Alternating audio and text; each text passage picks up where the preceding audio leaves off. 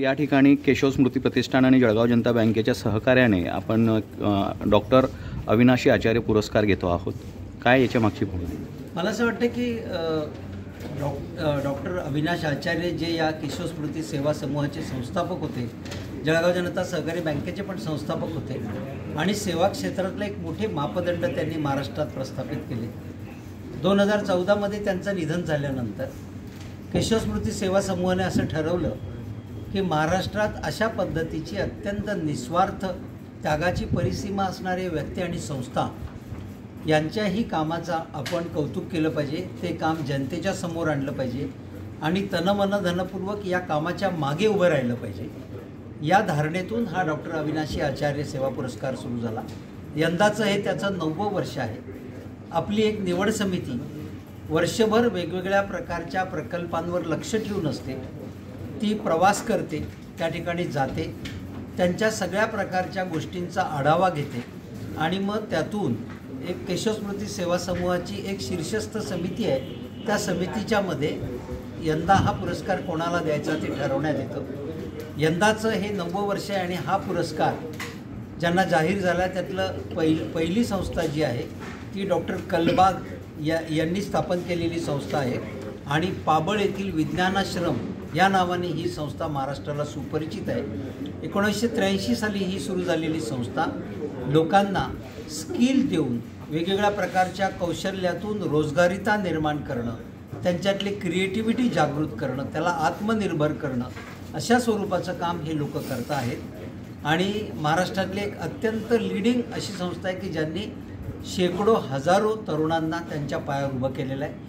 तर या प्रामुख्याने या कलबागांची ही जी संस्था आहे विज्ञानाश्रम पाबळ यांना आपण यावर्षीचा संस्था जीवनाचा एका अर्थाने अविनाशी आचार्य पुरस्कार देतो आहोत आणि हे कौशल्याधिष्ठित रोजगारीता या विषयासाठी देतो आहे. त्याचबरोबर दुसरा पुरस्कार यवतमाळ येथील दिलासा संस्था म्हणून एक संस्था आहे की जी विशेषतः शेतीपूरक, कृषीपूरक, पाणलोट क्षेत्र, पाणी अडवा पाणी जिरवा, महिलांचे बचत गट असं एकात्मिक आणि एकत्रित काम यवतमाळ जिल्ह्यामध्ये करते. त्या ठिकाणी सुद्धा त्याचे 23,000पेक्षा जास्त बेनिफिशरी आहेत आणि एक वेगळ्या स्वरूपाचा कृषीपूरक समग्र कृषीचा विचार करणारा हा प्रकल्प आहे. त्यांनाही आपण यावर्षीचा संस्था जीवनाचा अविनाशी आचार्य पुरस्कार देत आहोत. तिसरा पुरस्कार जो व्यक्तींचा असतो तो आपण रामचंद्र फाउंडेशन मुंबई यांना देत आहोत. या ठिकाणी ही जी माणसं आहेत प्रामुख्याने ती लोक कैद्यांच्या पुनर्वसनाचं काम करतात. मुंबईमध्ये आणि महाराष्ट्रातल्या 3-4 बंदीगृहांमध्ये सुटून गेलेले कैदी किंवा सुट्टीवर जाणारे कैदी किंवा सुटल्यानंतर त्यांनी काय करावं अशा प्रकारचं त्यांचं काम आहे. फार जास्त या ठिकाणी सांगणार नाही कारण आपण कार्यक्रमात ज्या दिवशी याल तेव्हा यांचं प्रेझेंटेशन तिघांचं आपल्याला दिसेल. हे पहिल्या दोन्ही संस्थांना आपण जे काम हा पुरस्कार दिला आहे त्याचं कारण आगामी काळामध्ये केशव स्मृती सेवा समूह सर्वजण मिळून आम्ही रोजगारीता, कौशल्य विकास या विषयासाठी प्रामुख्याने काम करणार आहोत. तसंच समग्र कृषी विकास नावाच्याही विषयाला केशव स्मृती सेवा समूहाने हात घातलेला आहे. अनिल भोकरे हे निवृत्त कृषी अधीक्षक त्याच्याबरोबर आपल्यासाठी काम करणार आहे आणि आगामी काळात हे 2 फोकस घेऊन काम करायचं असल्यामुळे या संस्थांचा अनुभव, त्यांची टेक्नॉलॉजी हे वापरून आपण सुद्धा जळगाव जिल्ह्यामध्ये सुजलाम सुफलाम आपला जिल्हा व्हावा यासाठी प्रयत्न करणार आहोत. तिसरं जे व्यक्तिगत आहे ते कैद्यांसाठीच्या पुनर्वसनाचं काम आहे. ते सुद्धा आपल्या जिल्ह्यामध्ये अन्य कोणीही करत नाही. जर शक्य झालं तर तेही काम आपण करणार. दादा, या पुरस्काराचं स्वरूप कसं आहे?